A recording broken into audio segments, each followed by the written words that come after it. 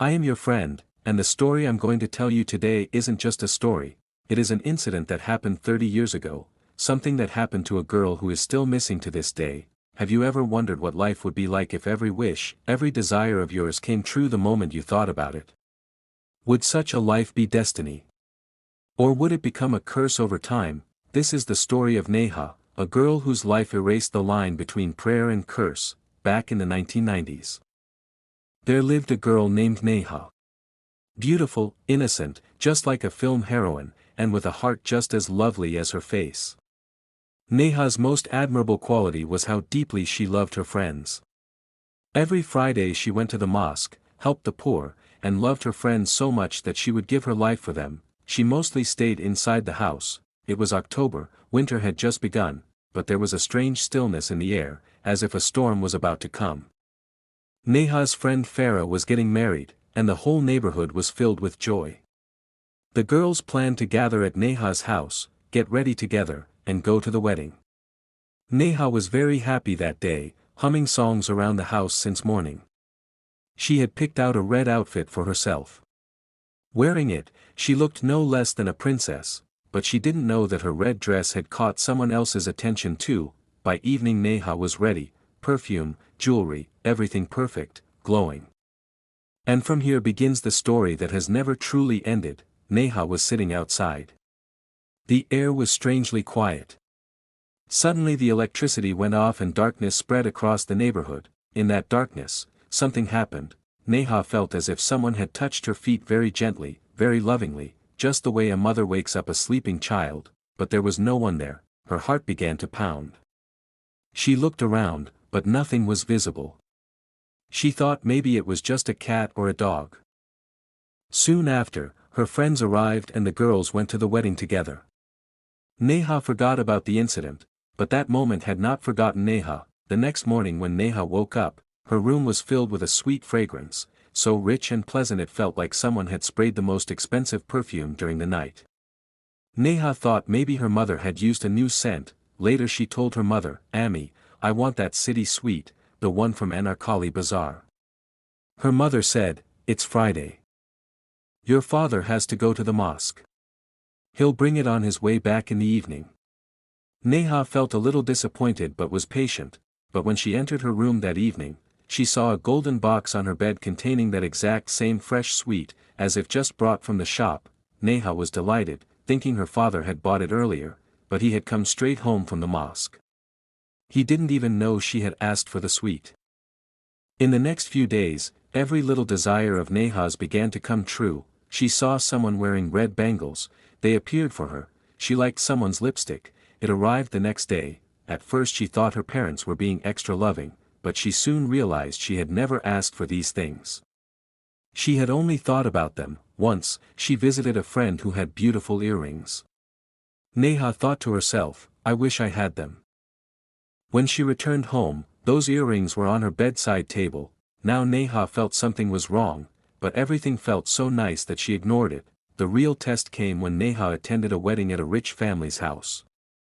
The bride had a diamond necklace, something unimaginable for middle-class families.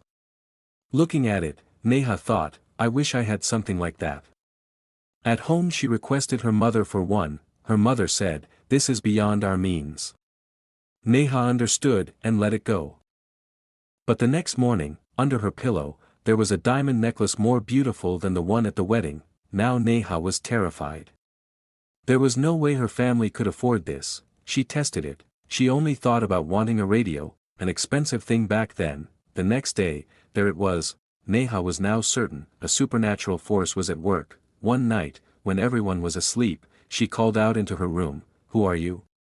The one who's fulfilling my every wish. Show yourself." And what happened that night changed her life forever. Everything in the room began to shake.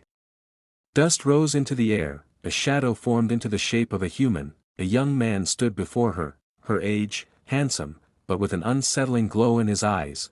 Neha ran toward the door, but it slammed shut. The being spoke, "Don't be afraid, Neha. I am your friend." He revealed he was a Jinn. On the night of Farah's wedding, when Neha sat outside in her red dress, he saw her and fell in love. you were so beautiful that I couldn't control myself, he said, it was I who touched your feet. From that moment I stayed with you, fulfilling your every wish. Neha was terrified, but the Jinn said, I've been with you for days. Have I ever harmed you? I just want to see you happy. Neha made the worst mistake of her life. She believed him. She became friends with the Jinn. For a year everything was fine. He fulfilled every desire, talked to her, stayed with her. Neha felt she had found a companion, but happiness never lasts forever. When Neha's marriage was fixed, the Jinn grew furious. I can't let you be with someone else. He roared. Neha tried to explain, these are worldly relationships. I have to marry. You will always remain my friend. The Jinn reluctantly agreed, though it was clear he was unhappy. After marriage, Neha moved to another city. The Jinn followed her. Things were fine for a few days, then one day Neha fell down the stairs. Her leg broke, her in-laws blamed her, calling her unlucky. Neha knew the Jinn was responsible. She scolded him, I told you not to visit me after marriage. Stop this. But a new problem arose. Neha kept receiving new things. Her husband started doubting her. Where is all this coming from? We don't have money. Tension at home, accusations, doubts. Neha's life became hell. Finally, she made a decision that proved disastrous. She told the Jinn, I don't want to talk to you anymore. Leave my life forever. The Jinn was silent for a moment, then anger flashed on his face. Fine, Neha. If you don't want me, you will soon see what your life is like without me. From the next day, her life became a nightmare. Where once sweet fragrance filled her room, now filthy stench spread everywhere. Trash reappeared even after cleaning. Her clothes and even her body began to smell bad. Nothing worked. Soap, perfume, nothing. Her husband distanced himself. Her in-laws insulted her. Neha cried every day. At last she told her mother everything. Her mother took her to a respected scholar. He said, Child, you made a terrible mistake. This is a dangerous Jinn. Now he seeks revenge. He gave her a protective amulet. As long as you carry this, he cannot harm you. But be careful, if it ever falls off, or if you accidentally call him, he will take you away forever.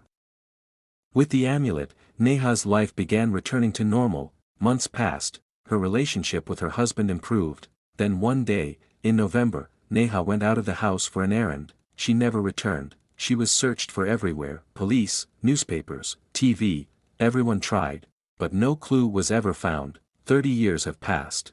No one knows where Neha is. Maybe her amulet slipped, maybe the Jinn found a way. But I'll tell you one thing, even today, at Neha's house, people say they hear a girl crying at night. Is it Neha? Is she trying to come back? Nobody knows. So this was Neha's true story. If you liked it, like, share, and tell us in the comments what you think. And if anything strange or terrifying has ever happened to you, share it in the comments. Maybe our next video will be about your story.